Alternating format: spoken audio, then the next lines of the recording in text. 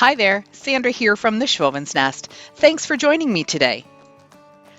I have this magazine rack table that was a hand-me-down from my mother-in-law, and I wanted to do something with it. It's seen better days, it's got lots of dents and dings in it, but I know I can do something really nice with it and make it new again. I'm starting by painting everything on the bottom the aged gray Rust-Oleum chalk paint, and I'm using a Bennett chalk paint brush that I picked up at Home Depot. I love to use chalk paint brushes on furniture because it gives a really nice smooth finish and you don't get a lot of brush strokes. When I got around to the other side of the table, I figured out to paint the inside first and then paint the slats. It just helped not get so much paint on my arms like I did the first time around.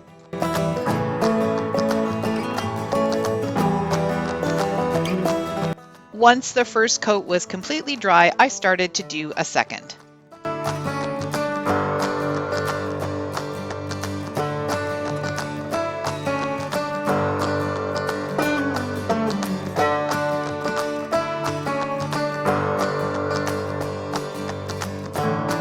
Here's the top, and you can see that the varnish or stain has totally worn away.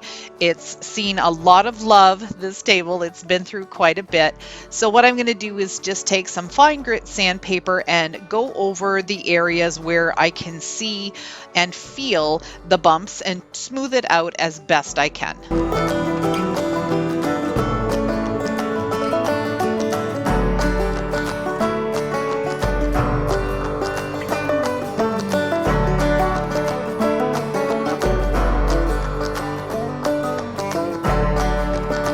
After I was done sanding, I just wiped it down with a damp cloth and then let it dry. I'm going to be applying 2 coats of the Rust-Oleum chalked paint in Cocoa Bean. It's a beautiful rich brown color. It actually looks like melted chocolate. I'm using a larger Bennett chalk paint brush, and with this chalk paint it just makes the job so much easier. It goes on so nice and smooth and you're done before you know it. I'll be applying 2 coats, letting the chalk paint dry thoroughly in between.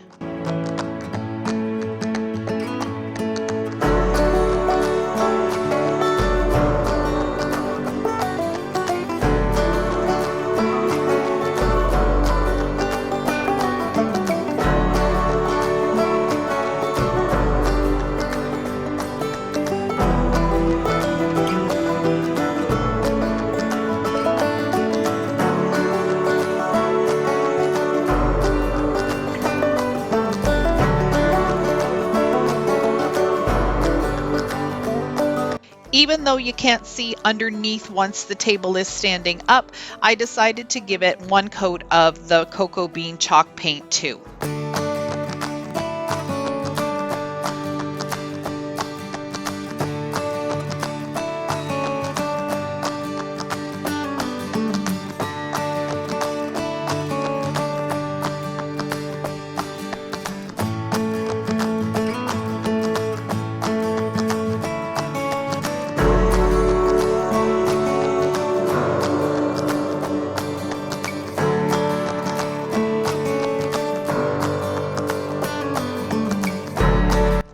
To protect the top, I'm going to put 2 coats of this matte clear protective top coat from Rust-Oleum.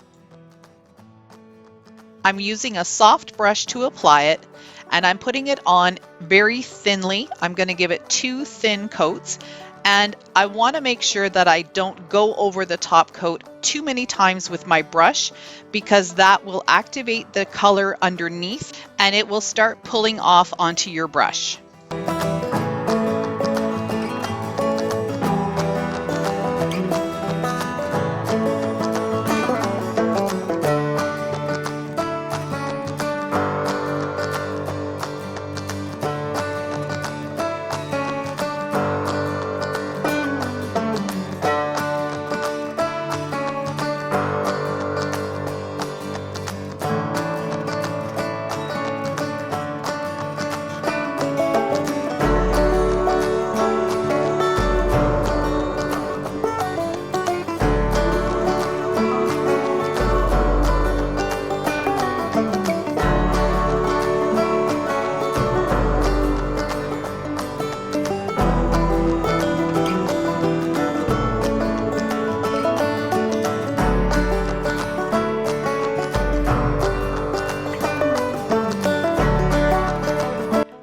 next project is using some of the items I have in my stash, and it's going to be up on my Etsy shop. So with things being a little difficult for people to go out and shop for their home, I thought, why not put some more spring related items up on my Etsy shop and give people the opportunity to purchase directly from home. So I've had this palette for a little bit. It's a Walmart palette, and I had it painted that taupey color for a different project. Didn't end up using it. So I'm taking my Rust-Oleum linen white and giving it one coat.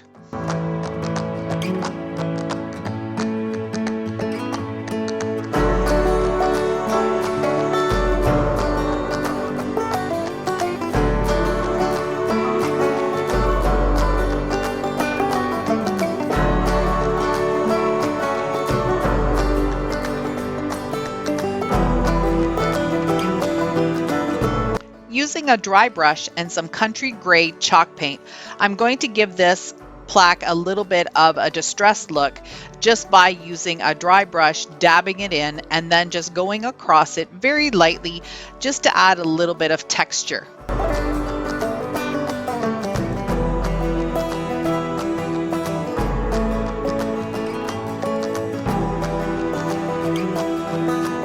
This is the frame that I'm going to be using for this project. I want to put the plaque in and make it deep. This is a Shadowbox frame, so it's got at least a good inch. Actually, it's probably about a 2-inch depth.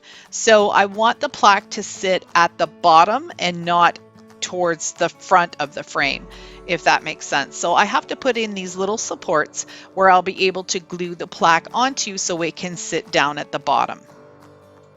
I've got all the supports in place, and I'm just getting the hot glue attached to the support and then onto the palette. Here's what the palette looks like inside the frame, and it's doing exactly what I wanted it to do. I wanted the palette to sit towards the back of the frame. I'm using this dollar store house that has "Home is my happy place" on it, and it's going to fit perfectly down at the bottom, and it's not going to stick out. It's completely flush with the frame. I was digging through my stash and found this little white picket fence decor that I picked up. I think it was a Dollar Tree find. Anyway, I've had it forever and I've never used it, so I thought this would be a really cute thing to add next to the home sign on either side of the house. I cut the pieces I needed, and then I'm using hot glue to glue it down to the bottom of the frame, but towards the front of the frame. I want there to be a gap in between the little fence and the palette because, well, you'll see what I'm going to do next. With the little fences in place, I have enough space to use some hot glue right on the frame itself and glue down the house.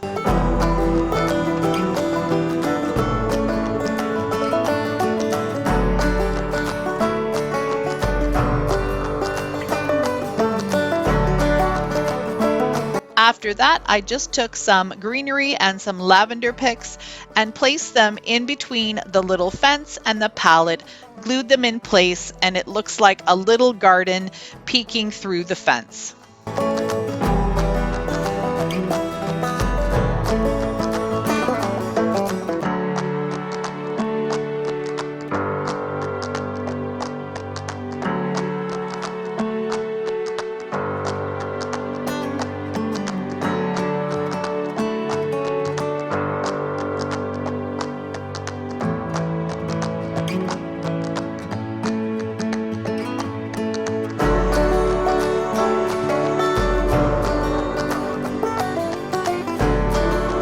Thanks for watching today. If you liked my video, please give me a thumbs up, comment, and share. Don't forget to hit that red subscribe button and the bell to get notified each time I upload some new videos. See you in the next one.